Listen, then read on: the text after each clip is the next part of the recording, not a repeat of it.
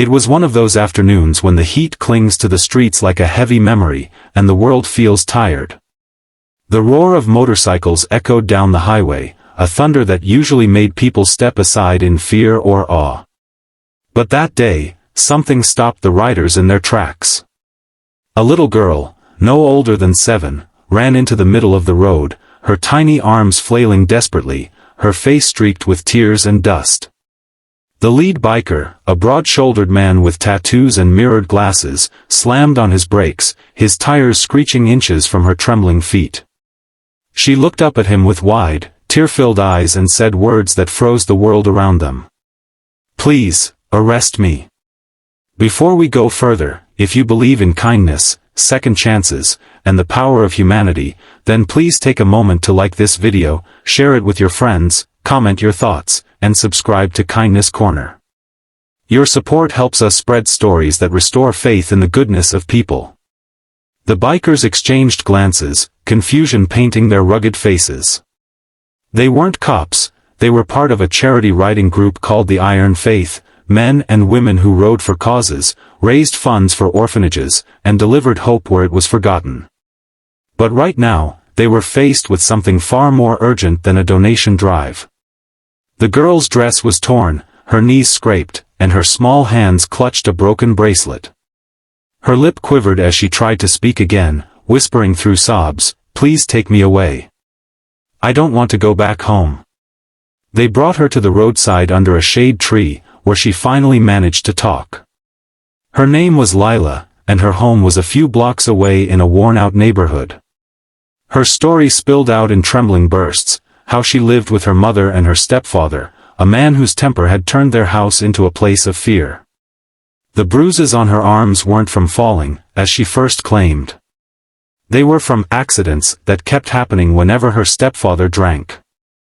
Her mother worked 2 jobs and didn't see much, or maybe she just couldn't bear to. The bikers listened in silence. Big, tough men with leather jackets and steel rings sat utterly still, their faces softening as tears welled in their eyes. The leader, Mason, who'd once served time for things he never wanted to remember, clenched his fists, not in anger at the girl's words, but at the thought of how powerless she must have felt.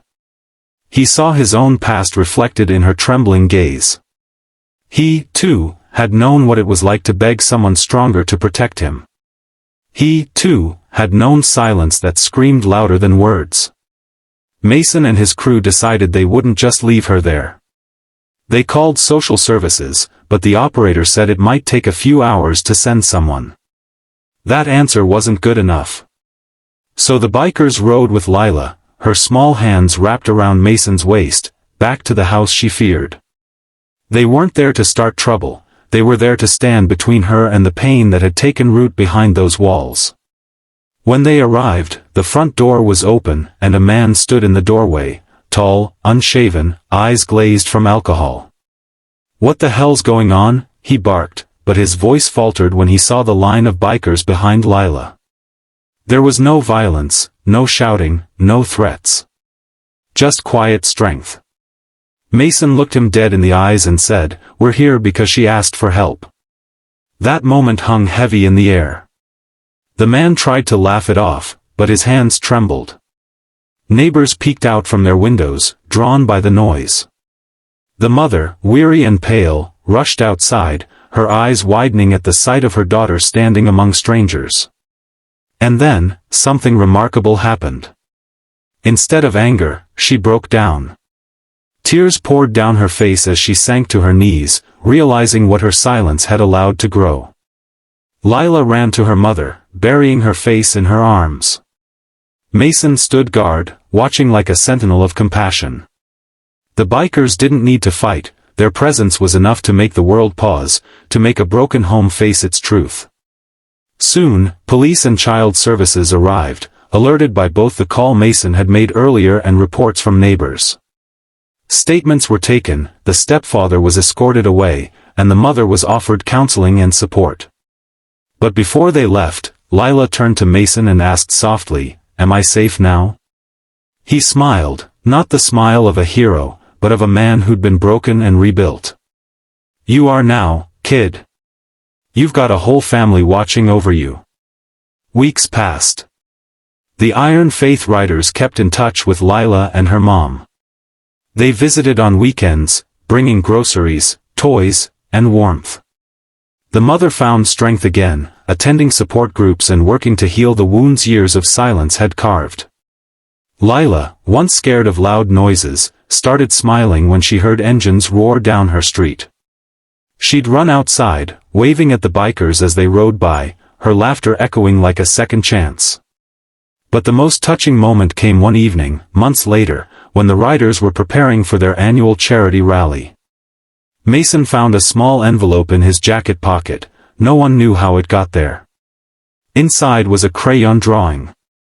It showed a little girl standing between a row of motorcycles, with the words written in shaky handwriting, "You didn't arrest me.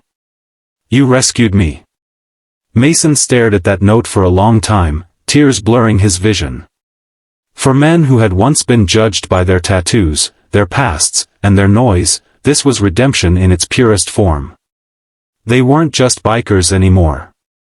They were protectors, guardians of the forgotten, living proof that the toughest hearts could carry the gentlest compassion. So if this story touched your heart, please take a moment to like this video, share it with someone who needs hope, and subscribe to Kindness Corner. Every click helps us spread stories that remind the world, heroes don't always wear badges, sometimes, they ride Harley-Davidsons and carry kindness in their hearts. Speech balloon special request. In the comments, write, "Kindness saves lives," if you believe the world needs more people like Mason and the Iron Faith riders. Because sometimes, it only takes one act of courage, one stranger's heart, to turn fear into freedom.